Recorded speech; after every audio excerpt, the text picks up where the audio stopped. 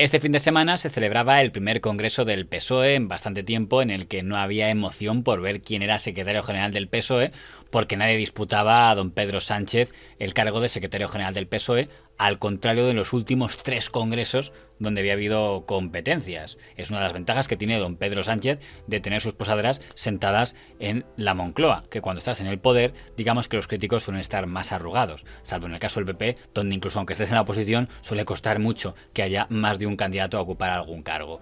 La única sorpresa es que doña Carmen Calvo no fue elegida presidenta del PSOE, aunque algunos medios nos habían insistido que lo iba a ser. Y es que no cayó en la cuenta que se enfrentaba a doña Cristina Narbona, que ha demostrado que es una auténtica máquina en lo que se refiere a sobrevivir.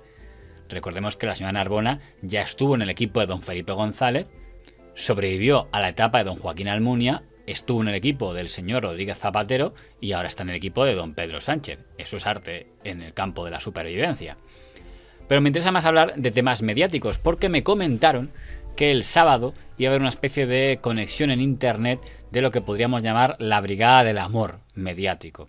Es un grupo de periodistas que consideran que la red está contaminada por medios fascistas y que para combatir a medios fascistas y a lo que ellos llaman el discurso del odio, hay que crear una unión de medios digitales que combatan al odio. Lo que discutimos es el discurso de odio, pues lo hacemos con unos medios bastante limitados. Entiendo que lo contrario del odio es el amor, por eso entiendo que son la Brigada del Amor.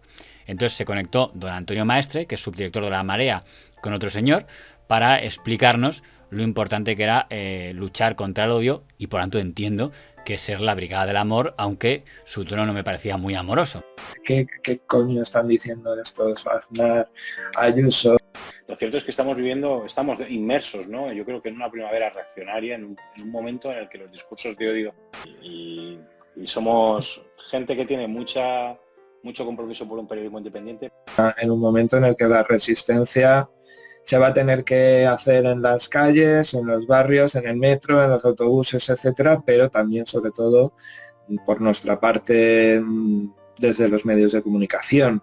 Tenemos menos recursos, pero somos mejores. Yo, por pronto, a nivel comercial, diría que el mensaje de decir apóyame económicamente porque soy el único que critica de verdad al gobierno y soy la resistencia auténtica, no lo considero un buen eslogan, porque creo que ya está muy visto en el periodismo español. Quiero decir, ya en la época de don Felipe González salían periodistas diciendo somos los únicos que critican al gobierno. Puede buscar en cualquiera de los canales de televisión que hay en España alguno donde se critique al gobierno y no encontrará ninguno. Y el día que no nos encuentre a nosotros, pues efectivamente no solamente no lo encontrará, sino que no existirá. También hubo en la época del señor Aznar y en la época del señor Zapatero periodistas que decían somos los únicos que critican al gobierno, somos la resistencia. Nuestro gobierno ha logrado que no existan ya prácticamente medios audiovisuales que lo critiquen, y Diario de la Noche está orgulloso de estar en la vanguardia de esa pequeña plataforma de resistencia. Luego me acuerdo que en el gobierno del señor Rajoy, el señor Gran Wyoming decía lo mismo, somos los únicos que critican al gobierno. Al final, creo que este tipo de eslogan, más que obedecer a una realidad, obedece a un deseo de sentirse un héroe. Si yo, periodista, quiero ser un héroe, no puedo decir somos muchos los que estamos en mi posición. Tengo que vender mi posición como una posición heroica en la que estoy yo solo contra el peligro.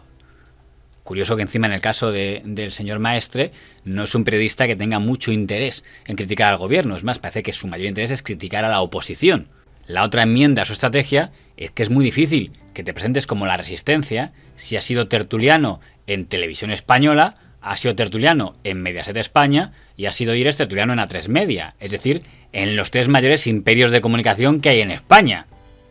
Porque frente a tropecientos periodistas que nunca tendrán ocasión de estar ni en Televisión Española, ni en A3 Media, ni en Mediaset, usted ha estado en los 3. Estaría en lo que podríamos llamar la élite de los opinadores en los medios de comunicación de España. No me encaja a mí lo de estar en la élite y definirte a ti mismo como la resistencia. Es decir, nosotros muchas veces salimos a otros medios incluso para mantener estos medios independientes, ¿no? Si no, no podríamos de otra manera. Entonces es imprescindible. El cordón sanitario es más bien hacia los antifascistas en España, ¿no? Aquí lo que está penalizado es ser antifascista. Así que penalizado, ¿eh? Yo diría que lo que está penalizado, y además lo aplicaría a todos los tertulianos y periodistas de opinión, es no hacerse la víctima. debe ser que es un requisito obligado hacerte la víctima por algo. Porque aquí o eres una víctima al que el gobierno sanchista te quiere tapar la boca, o eres una víctima a la que en este caso la ultraderecha, el odio, perdón, te persigue y tienes que combatir. Por cierto, el señor Maestre nos dio una explicación de por qué, según él, le habían quitado como comentarista del programa de Ana Rosa en las mañanas de Mediaset. Que uno de los motivos por los que a mí se me empezó a sacar o a echar del programa en Telecinco de Ana Rosa fue por haber llevado el triángulo rojo invertido, el triángulo de los campos de concentración nazis antifascistas. Eso provocó una discusión severísima, ¿no? El hecho de demostrar solidaridad con los presos políticos en los campos de concentración nazis. Así que dice usted que el motivo por el que le echaron del programa de Ana Rosa es porque llevaba una pegatina de solidaridad, el triángulo, con las víctimas del nazismo. Es curioso porque en el tuit en el que explicaba en su día su marcha, decía que el motivo era porque criticaba a la señora Díaz Ayuso. No nos dijo entonces este otro motivo, que era bastante más pictórico. Recuerdo esa discusión y llámeme raro, pero diría que el motivo de la discusión no fue el tema del símbolo antinazi, sino que llamó nazi a doña Isabel San Sebastián. Quienes llevamos esto, lo que hacemos es memoria antifascista. Estoy rememorando a los presos políticos españoles en campos de exterminio nazi. Tú te pones del lado de los nazis que los metían en el campo de concentración. Y si asumiéramos que esta discusión tuvo algo que ver con que dejara de colaborar en las mañanas de Mediaset, quizá no tuvo tanto que ver con el hecho de que llamara nazi a doña Isabel San Sebastián. Ese es tu sitio. Ese es tu sitio. Antifascista o la fascista. Sino como que le dijo a doña Ana Rosa Quintana cómo debía conducir la tertulia, que es algo que no suele gustar mucho a los presentadores, que un tertuliano les diga cómo tienen que hacer su trabajo. Tú ahí la tienes que parar. Y si no la paras es tu responsabilidad.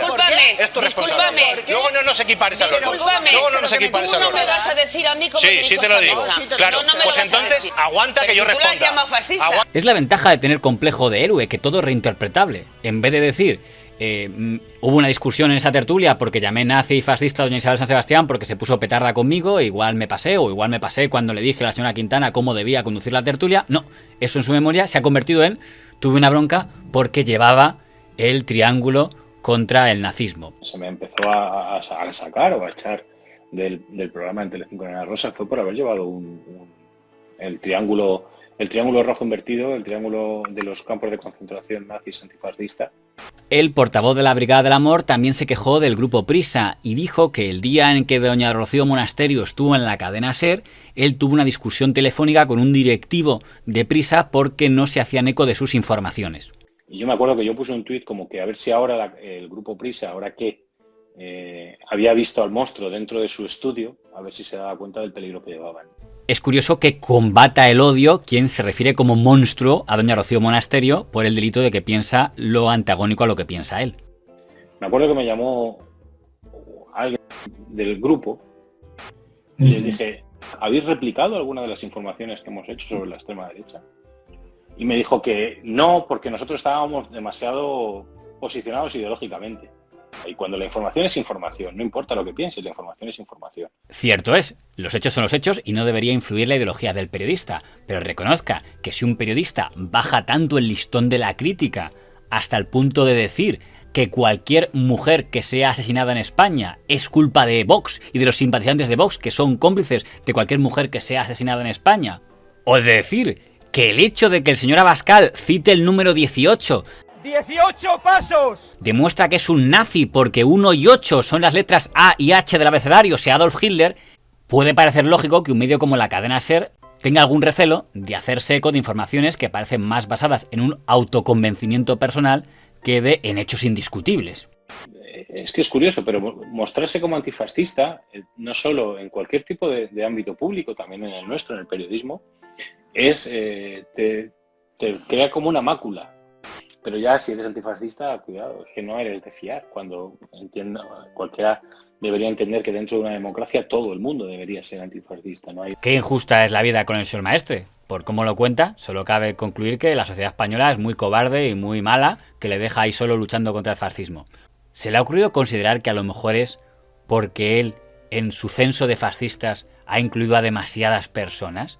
El señor Maestre ha venido a dar a entender que el señor Iker Jiménez es fascista porque ha invitado a médicos fascistoides a su programa. El señor Maestre ha dado a entender que don Pablo Motos es fascista porque entrevistó al señor Abascal y ya quedó contaminado por el fascismo.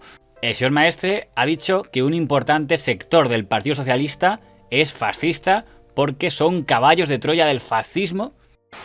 La izquierda rojiparda, lo que yo llamo la izquierda lepenista, ¿no? Que en eso la izquierda esta lepenista, la izquierda rojiparda, yo creo que es el problema, uno de los problemas fundamentales a los que hay que enfrentarse, porque funcionan como un caballo de Troya del discurso de odio. Y en esa misma conexión dijo que doña Ana Iris Simón era también fascista por haber publicado en El País un artículo defendiendo la hispanidad. Otro día Ana Iris Simón escribió también un elogio de la hispanidad desde su punto de vista así mágico rural, ¿no? O autodefinirse como de izquierdas para defender los postulados de la extrema derecha. Por tanto, se le ha ocurrido al señor Maestre plantearse que a lo mejor no es que España no sea antifascista, sino que una gran parte de España no comparte su modelo de antifascismo, que consiste en identificar a 3/4 partes de la población española como fascistas, ya sea por ideología, por lenguaje, por actitud o hasta por estirpe familiar. Todos aquellos vienen de familias prominentes del franquismo. En el que ya cabe preguntarse si hay algún español que para el señor Maestre no tenga algo de fascista. Los sindicatos han traicionado a la clase obrera con estas cuestiones. Por si le sirve de algo, le recuerdo lo que decía un político de izquierdas al que sospecho que usted respetará sobre aquellos que estaban obsesionados con señalar fascistas. Aquí, por lo visto, en España, para ser rojo hay que insultar a la derecha, hay que llamarle fascistas, urbi et orbi a todo el mundo, y yo era una persona que hablaba, pero es que a ver si se enteran que los que hablamos suavemente es que no necesitamos gritar porque estamos convencidos.